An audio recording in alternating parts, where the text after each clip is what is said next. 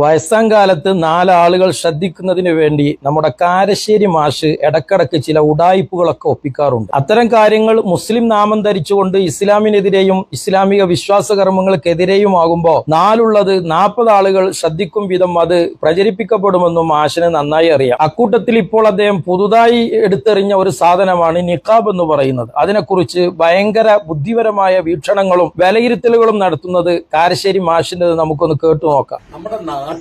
നമ്മുടെ നാട്ടിൽ ഇപ്പോ ഒരു ഭാഗത്ത് പ്രകൃതിക്ഷോഭങ്ങളുണ്ട്, കടൽ തൊഴിലാളികൾ കടലിൽ പോയതുണ്ട്, പകർച്ചവ്യാധികൾ പടർന്നു പിടിക്കുന്നതുണ്ട്, ഇത്യാദി നാട്ടിൽ ഒട്ടനവധി പ്രശ്നങ്ങളുണ്ട്. ആ പ്രശ്നങ്ങൾക്കിടയിൽ നിന്നുകൊണ്ട് കാരശ്ശേരി മാഷ് കണ്ടെത്തിയ വളരെ ഭീകരമായ ഡേഞ്ചറായ ഒരു പ്രശ്നമാണ് അങ്ങേര് അവതരിപ്പിക്കുന്നത്.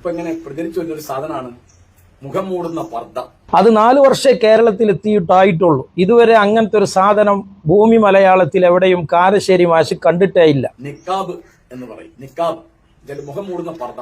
ആ ചിലപ്പോ 2 കണ്ണ് മാത്രമേ പുറത്ത് കാണൂ. ഒരു സ്ത്രീയെ തീർത്ത് കരിങ്കുപ്പായത്തിൽ കുഴിച്ചു മൂടുന്ന ഒരു പണിയാണ്. അങ്ങനെയാണ് കുപ്പായത്തിൽ മനുഷ്യനെ കുഴിച്ചു മൂടുക, ഉടുമുണ്ടിൽ മനുഷ്യനെ കുഴിച്ചു മൂടുക. ഇക്കൂട്ടത്തിൽ ഒരു സാധനമാണ് കരിങ്കുപ്പായത്തിൽ കുഴിച്ചു മൂടുക എന്നുള്ളത്. അത് നിരോധിക്കണം എന്നാണ് എന്റെ അഭിപ്രായം. അങ്ങനെയുള്ള ചില അഭിപ്രായ പ്രകടനങ്ങളൊക്കെ ഒപ്പിച്ചെടുക്കുമ്പോഴാണ് 40 ആളുകൾക്കിടയിൽ താൻ ശ്രദ്ധിക്കപ്പെടാൻ കാരണമാകുന്നത് എന്ന് നല്ല ബോധ്യമുള്ള ഒരു മാഷും കൂടിയാണ് നമ്മുടെ കാരശ്ശേരി സാർ. ഞാൻ പറയുന്നത് തട്ടം തലയിലിടുന്നതിനെതിരായിട്ടല്ല, മക്കനിടുന്നതിനെതിരായിട്ടല്ല. അതന്നെ, അതിനൊക്കെ എതിരായി മൂപ്പരെങ്ങാനും ഒരു പ്രസ്താവന ഇറക്കിയാൽ ആ പ്രസ്താവനക്ക് കാത്തു നിൽക്കുകയാണ് മുസ്ലിം സമുദായത്തിലെ മഹിളമാർ. ഹിജാബ് ശിരോവസ്ത്രം ധരിക്കുന്നതിനെതിരായിട്ടല്ല. അതൊക്കെ ഓരോ വിഭാഗക്കാരുടെ മതവിശ്വാസത്തിന്റെയും ആചാരത്തിന്റെയും ഒക്കെ ഭാഗമാണ്. ഇസ്ലാമിന്റെ കർമ്മശാസ്ത്ര വിധികളെയൊക്കെ വിശദമായി വിശകലനം ചെയ്ത ഒരു മഹാപണ്ഡിറ്റും കൂടിയാണ് കാരശ്ശേരി മാഷ്. അതുകൊണ്ട് തന്നെ മൂപ്പര് ഇസ്ലാമിൽ നെല്ലും പതിരും വളരെ കൃത്യമായി നിർവചിച്ചും അടയാളപ്പെടുത്തിയും തരികയാണ് സമുദായത്തിന്. അങ്ങനെ മൂപ്പര് കണ്ടെത്തിയതാണ് തട്ടം, അതുപോലെ പർദ്ദ, ഈ ജാതി സംഗതികൾക്കൊന്നും ഇസ്ലാമിൽ യാതൊരു വിലക്കുമില്ല. എന്നാൽ ഇസ്ലാമിക വിരുദ്ധമായ രാജ്യവിരുദ്ധമായ ഭയങ്കര ഒരു ഡേഞ്ചർ വിഷയമാണ് അങ്ങേര് സൂചിപ്പിക്കുന്നത്. എന്നാൽ നിഖാബ് അങ്ങനത്തെ ഒരു ആചാരത്തിലും അനുഷ്ഠാനത്തിലും പെട്ടിട്ടില്ല എന്നുകൂടി മാഷ് കൂട്ടിച്ചേർക്കുക. നമ്മൾ ഇടപെടേണ്ട ആവശ്യമില്ല, ഇടപെടാൻ പാടില്ല. മറ്റേ മുഖം മൂടുന്ന പർദ്ദയ്ക്ക് എന്താ പ്രശ്നം? അത് സ്ത്രീ വിരുദ്ധമാണ്. അതെന്താ മാഷെ, പർദ്ദട്ടാൽ സ്ത്രീ വിരുദ്ധമാവൂല, തട്ടം ഇട്ടാൽ സ്ത്രീ വിരുദ്ധമാവൂല. ഒരു സ്ത്രീ മുഖമല്ലാത്ത മറ്റെല്ലാം മറച്ചാൽ അത് സ്ത്രീ വിരുദ്ധമല്ല. മുഖം മാത്രം മറക്കുമ്പോൾ അത് സ്ത്രീ വിരുദ്ധമാകുന്നത് എങ്ങനെയാണ്? അത് തന്നെ പുരുഷനായ താങ്കൾക്ക് എങ്ങനെയാണ് അതിലെ സ്ത്രീ വിരുദ്ധത മനസ്സിലായത്? ഇസ്ലാമിക വിരുദ്ധമാണ്, ജനാധിപത്യ വിരുദ്ധമാണ്. എന്തുകൊണ്ടാണ് നിഖാബ് ഇസ്ലാമിക വിരുദ്ധമായത് എന്നതിന് മൂപ്പര് ഒരു ഉഗ്രൻ പ്രമാണത്തിൽ നിന്ന് തെളിവ് പറയുന്നുണ്ട്. ഇസ്ലാമിക വിരുദ്ധം എന്ന് പറഞ്ഞത് ഒരു 25 കൊല്ലം മുമ്പ് നിങ്ങൾ നാട്ടിൽ കണ്ടിട്ടില്ല.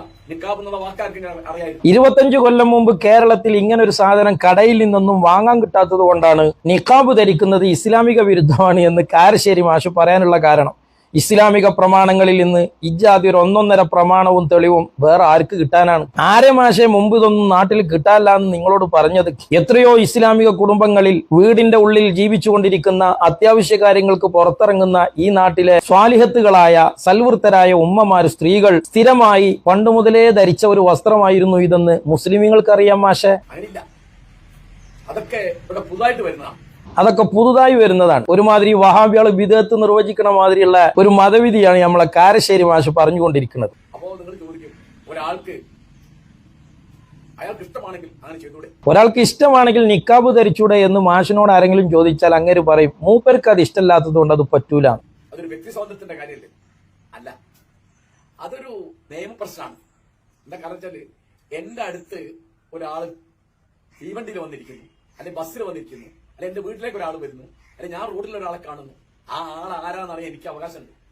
അങ്ങനെയൊക്കെയുള്ള സംശയ രോഗികളും അവകാശദായികളും ചെയ്യേണ്ടത് എന്താണെന്ന് ചോദിച്ചാൽ, ഇരിക്കുമ്പോ അറിയുന്ന ആളടുത്ത് പോയി ഇരിക്കണം. ഇനി അല്ല, ഇരിക്കുന്നിടത്ത് അറിയാത്ത ഒരാൾ വന്നിരുന്നാൽ പറ്റാവുന്ന മറ്റൊരു സ്ഥലത്തേക്ക് മാറിയിരിക്കണം മാഷെ. അതിനൊക്കെയുള്ള സ്വാതന്ത്ര്യം നമ്മളെ നാട്ടിലില്ലേ? അല്ലാതെ താങ്കൾക്ക് ചൂടും പുകയാണ് എന്നതിന് എല്ലാവരും ഉടുവസ്ത്രം അയക്കേണ്ട ആവശ്യമുണ്ടോ കാരശ്ശേരി മാഷെ? ഒരാള് ഈ മുഖം കൊടുത്ത പർദ്ദയിട്ട് വന്ന ഒരു പോക്കറ്റടിക്കാരനോ കള്ളനോ കൊലപാതകയോ കൊള്ളക്കാരനോ ആണെങ്കിലും ഇപ്പൊ ആലോചിച്ചു, ഭയങ്കര ഡയലോഗാ മൂപ്പര് പറഞ്ഞത്. സമൂഹം ചർച്ച ചെയ്യേണ്ട വളരെ ഡേഞ്ചർ വിഷയമാണ്. ഈ നിക്കാബ് ധരിച്ചുകൊണ്ട് ഒരു കൊള്ളക്കാരൻ വന്നാൽ, അല്ലെങ്കിൽ ഒരു കൊലപാതകി വന്നാൽ എന്നാ ചെയ്യുമെന്നാണ് കാരശ്ശേരി മാഷിന്റെ ആദിയും ആവലാതിയും ഒക്കെ. ഇനിയുണ്ട് മൂപ്പർക്ക് യമണ്ടൻ ആലോചനകളൊക്കെ ഉണ്ട്. സ്ത്രീകൾക്ക് സൗജന്യമുള്ള KSRTC ബസ്സിൽ ഇങ്ങനെയുള്ള ഒരാളെങ്ങാനും വന്ന് കയറിയാലോ എന്നൊക്കെയാണ് മൂപ്പര് വീട്ടിലിരുന്നു കൊണ്ട് ആശങ്കപ്പെടുന്നത്. ഈ മുഖം മൂടുന്ന പർദ്ദയിട്ട് ഒരു സ്ത്രീ KSRTC ബസ്സിൽ കയറി സ്ത്രീയാണെന്ന് ഭാവിച്ചാൽ കണ്ടക്ടർ പോലും ചെയ്യാൻ പറ്റും?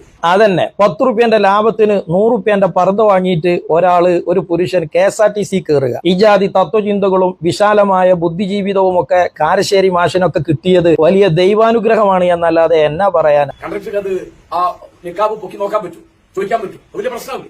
മൊത്തത്തിൽ ആകപ്പാടെ കേരളീയ സമൂഹം ഇന്ന് അനുഭവിച്ചുകൊണ്ടിരിക്കുന്ന ഒരു ഡേഞ്ചർ പ്രശ്നമാണ് ചുരുക്കത്തിൽ നിക്കാബ് എന്ന് പറയുന്നത്. അത് നിയമവിരുദ്ധമാണ് എന്ന് പറയാൻ, അത് വ്യക്തി സ്വാതന്ത്ര്യത്തിന് എതിരാണ് എന്ന് പറയാൻ അങ്ങേര് എഴുന്നള്ളിച്ച 2 മർമ്മപ്രധാനമായ കാരണങ്ങളുണ്ട്. ഒന്ന്, ഒരു കുറ്റവാളി നിക്കാബ് ഇട്ടു വന്നുകൊണ്ട് കുറ്റം ചെയ്താലോ എന്നതാണ്. മറ്റത് 10 രൂപയുടെ ലാഭത്തിന് വേണ്ടി 100 രൂപയുടെ പർദ്ദ വാങ്ങിയ ഒരാള് സ്ത്രീകൾക്ക് സൗജന്യമുള്ള KSRTC ബസ്സിൽ യാത്രാ സൗജന്യം തേടിയാലോ എന്നാണ് മൂപ്പര പ്രശ്നം. എന്റെ കാരശ്ശേരി മാഷെ, താങ്കളുടെ ഈ വീഡിയോ കേട്ടപ്പോ ഞാൻ വെറുതെ ഫേസ്ബുക്കിൽ ഒന്ന് അടിച്ചു നോക്കി. മാസ്ക് ധരിച്ചുകൊണ്ട് കവർച്ച ചെയ്തു എന്ന്, ഹെൽമെറ്റ് ധരിച്ചുകൊണ്ട് കൊലപാതക ശ്രമം എന്ന്, ഇങ്ങനെ 2 അടിച്ചു നോക്കിയപ്പോ എന്റെ പടച്ചോനെ, എത്രയാണ് കുനുകുനേനെ മാസ്ക് ധരിച്ചുകൊണ്ടും ഹെൽമെറ്റ് ധരിച്ചുകൊണ്ടും ഈ നാട്ടിൽ നടക്കുന്ന കുറ്റകൃത്യങ്ങൾ എന്ന് കണ്ടപ്പോ ഞാൻ അമ്പരന്നു പോയി. എന്റെ മാഷെ, നിങ്ങൾ ആ നിക്കാബിന്റെ കൂട്ടത്തില് നമ്മുടെ ജൻസികൾക്കൊക്കെ ഒന്നുകൂടി ഫ്രീഡം കിട്ടാനും കൂടി സൗകര്യമാവുന്ന ഒരു സംഗതിയാണ് ആ ഹെൽമെറ്റിനെതിരെയും അതുപോലെ മാസ്കിനെതിരെയും ഒക്കെ ഒന്നുകൂടി ഒരു വ്യക്തി സ്വാതന്ത്ര്യ പ്രക്ഷോഭവുമായി താങ്കൾ രംഗത്തിറങ്ങണം. കാരണം എത്ര കുറ്റകൃത്യങ്ങളാണ് അതൊക്കെ ധരിച്ചുകൊണ്ട് നാട്ടിൽ നടക്കുന്നത് എന്ന് മാഷ് അറിഞ്ഞിട്ടുണ്ടാവും.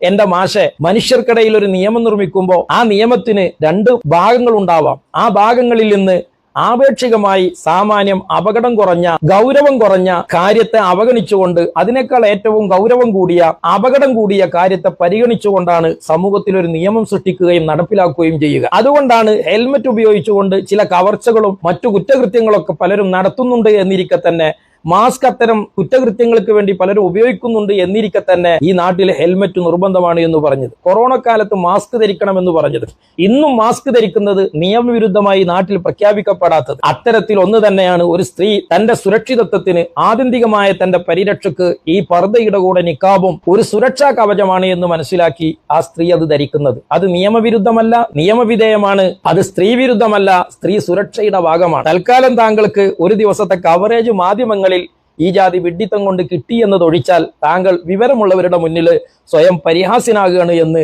താങ്കളുടെ എല്ലാ പരിഗണനയും വെച്ചുകൊണ്ട് തന്നെ ഓർമ്മപ്പെടുത്തുകയാണ്.